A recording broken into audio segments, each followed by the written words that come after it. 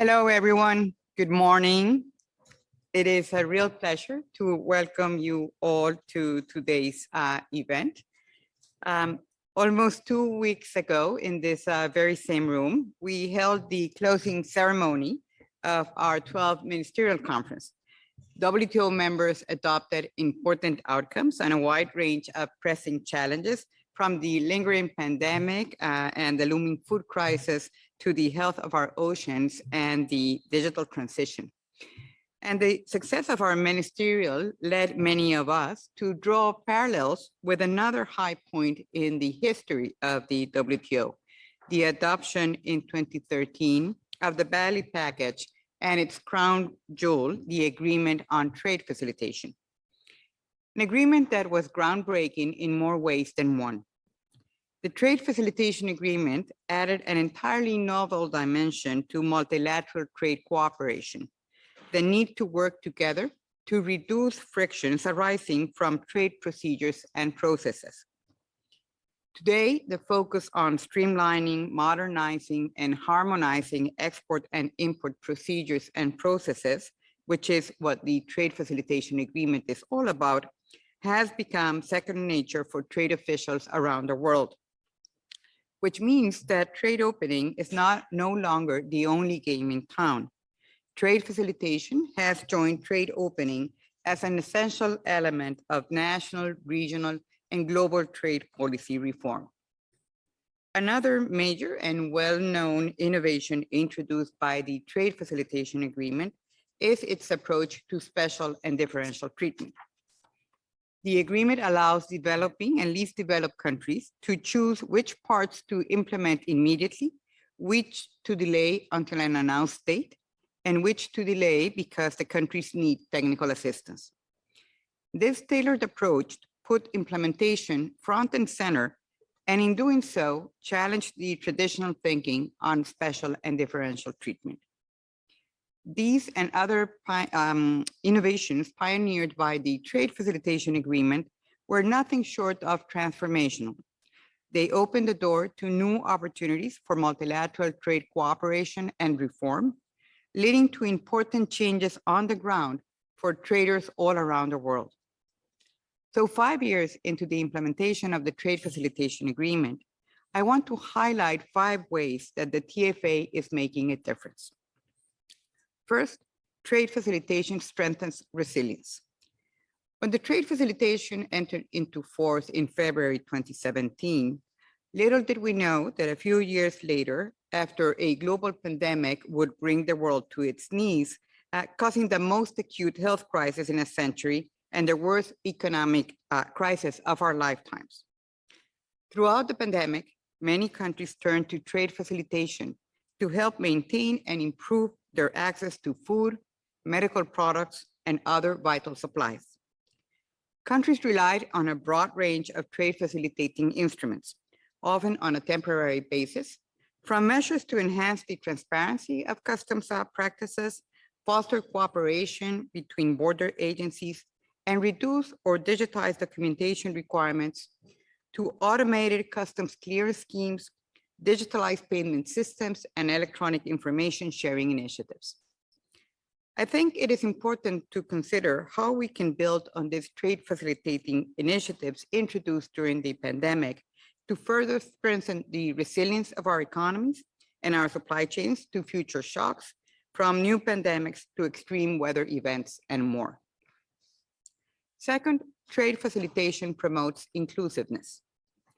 We know that bureaucratic delays and red tape pose a disproportionate burden on small businesses and weigh heavily on their efforts to break into global and regional value chains. Trade facilitating measures can reduce some of that burden, and that's why they should be part of any coherent strategy to help small businesses, including those owned by women, reap the full benefits of international trade. Third, trade facilitation helps combat illicit trade. Criminals often take advantage of complex, non-transparent customs rules to move illegal goods across borders. Trade facilitating measures such as transparency of customs rules, risk management systems, and pre- and post-clearance processes along with improved national and international cooperation, are effective tools not just to facilitate trade, but also to strengthen border controls. And stronger and more effective border controls are essential in the fight against illicit trade. That's because they help narrow the opening available for criminal groups to move across borders the substandard and unregistered or falsified products that threaten human health and safety, endanger jobs and economic activity, stifle innovation, and undermine trust in global supply chains. Fourth, trade facilitation helps harness digital technologies. Trade facilitation offers governments an opportunity to take a big leap forward on the adoption of advanced technologies in support of trade processes. Many border agencies are already using modern technologies to facilitate trade. A recent survey conducted by the WTO and the World Customs Organization showed that data analytics and artificial intelligence were having the biggest impact on customs operations today. Here, it is important to keep in mind that the adoption of this and other advanced technologies also poses challenges that call for more international cooperation and dialogue.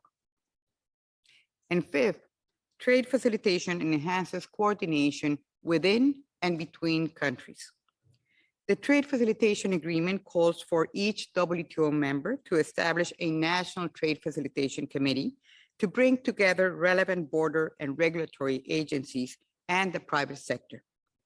The committees have played a key role in facilitating domestic coordination and implementation of the provisions of the agreement.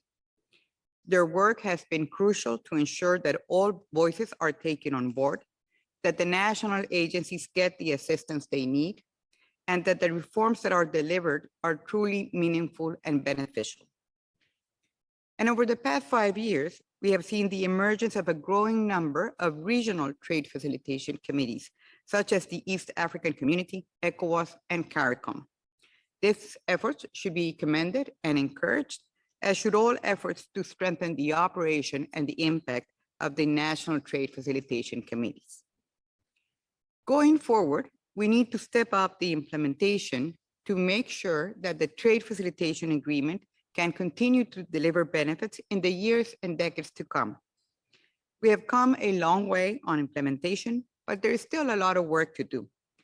Based on notifications, developing countries have committed to implement over 77% of the provisions of the Trade Facilitation Agreement. That's an impressive result and testimony to the broad support for trade facilitation reform around the world.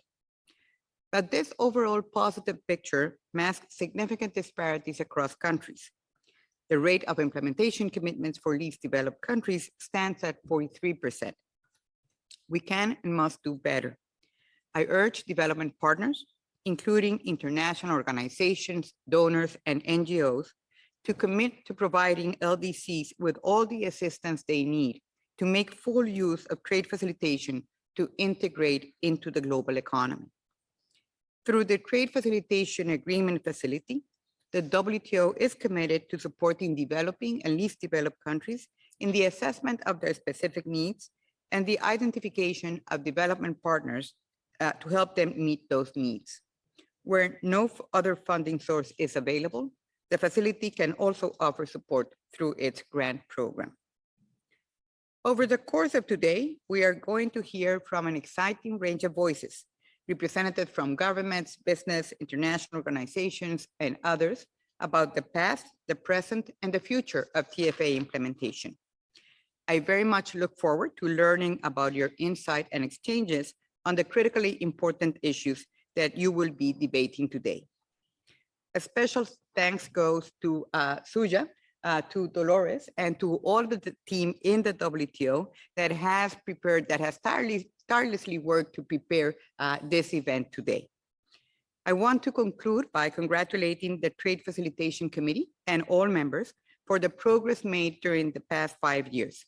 You've come very far, so I encourage you to build on all the good work to take the implementation of the Trade Facilitation Agreement to the next level. Thank you very much.